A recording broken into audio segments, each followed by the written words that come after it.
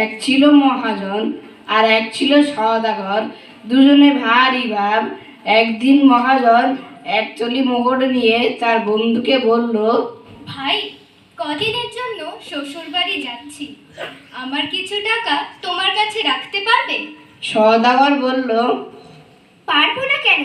তবে কি জানো, পরের টাকা হাতে রাখা আমি পছন্দ করি না। তুমি বন্ধু মানুষ, তোমাকে আর বলবার কি আছে? আমার ওই সিন্দুকটি খুলে তুমি নিজেই তার মধ্যে তোমার টাকাটা রেখে দাও, আমিও টাকা ছোবো না। তখন মহাজন তার থলে ভরা মোহর সেই সওদাগরের সিন্দুকের মধ্যে রেখে নিশ্চিন্ত মনে বাড়ি গেল। এদিকে হয়েছে কি, বন্ধু যাবার পরে সদাগরের মনটা কেমন উসখুস করছে। সে কেবলই ওই টাকার কথা ভাবছে, আর মনে হচ্ছে যে বন্ধু না জানি কত কি রেখে গেছে, একবার খুলে দেখতে দোষ কি। এই ভেবে সে সিন্দুকের ভিতর উকি মেরে থলিটা খুলে দেখলো, থলি ভরা চকচকে মোহর। এতগুলো মোহর দেখে সওদাগরের ভয়ানক লোভ হলো।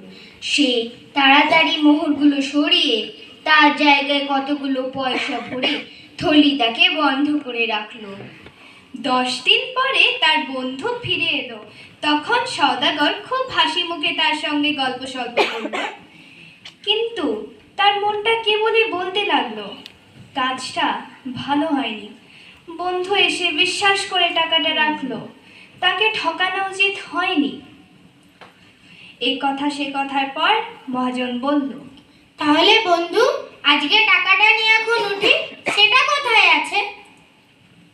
সওদাগর বলল, হ্যাঁ বন্ধু, সেটা নিয়েই যাও। তুমি যেখানে রেখেছিলে সেখানেই আছে, আমি থলিটা আর সরাইনি। বন্ধু তখন সিন্দুকটি খুলে তার থলিটা বের করে নিল, কিন্তু কি সর্বনাশ! থলি ভরা মোহর ছিল, সব গেল কোথায়? সবচেয়ে কেবল পয়সা। মহাজন মাথায় হাত দিয়ে বসে পড়ল।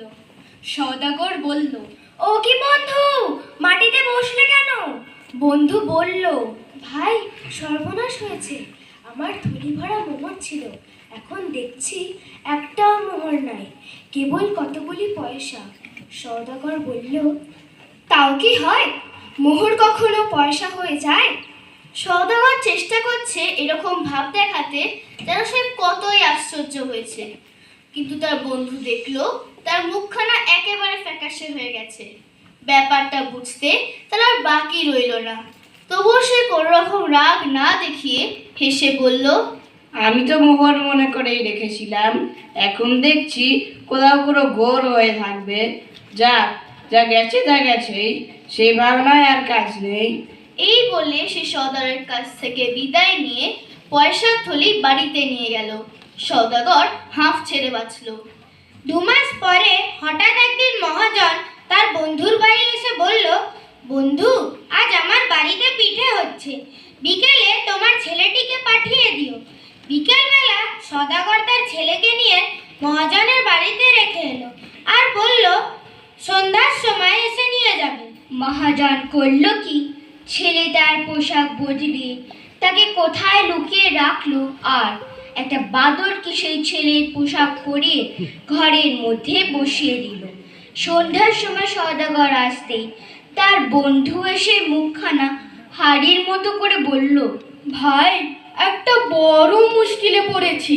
তোমার ছেলেটিকে তুমি যখন দিয়ে গেলে তখন দেখলাম দিব্যি কেমন নাদুস নুদুস ফুটফুটে চেহারা, কিন্তু এখন দেখছি কি রকম হয়ে গেছে, ঠিক যেন বাদরের মতো দেখাচ্ছে। কি করা যায় বলো তো বন্ধু? এই দেখে সওদাগরের তো চক্ষু স্থির। সে বলল, কি পাগলের মতো বকছো? মানুষ কখনো বাদর হয়ে যায়? মহাজন অত্যন্ত ভালো মানুষের মতো বলল, কি জানি ভাই, আজকাল কিসব ভূতের কাণ্ড হচ্ছে, কিছু বুঝবার জন্যে। এই দেখো না, সেদিন আমার সোনার মোহরগুলো খামোখা বদলে সব তামার পয়সা হয়ে গেল। অদ্ভুত ব্যাপার। তখন সওদাগর রেগে বন্ধুকে গালাগালি দিয়ে কাজীর কাছে দৌড়ে গেল নালিশ করতে। কাজীর হুকুমে 4 পায়দা এসে মহাজনকে পাকড়াও করে কাজীর সামনে হাজির করলো। কাজী বললেন, তুমি ওর ছেলেকে নিয়ে কি করেছো? শুনে চোখ দুটো গোল করে মস্ত বড় হাঁ করে মহাজন বলল, আমি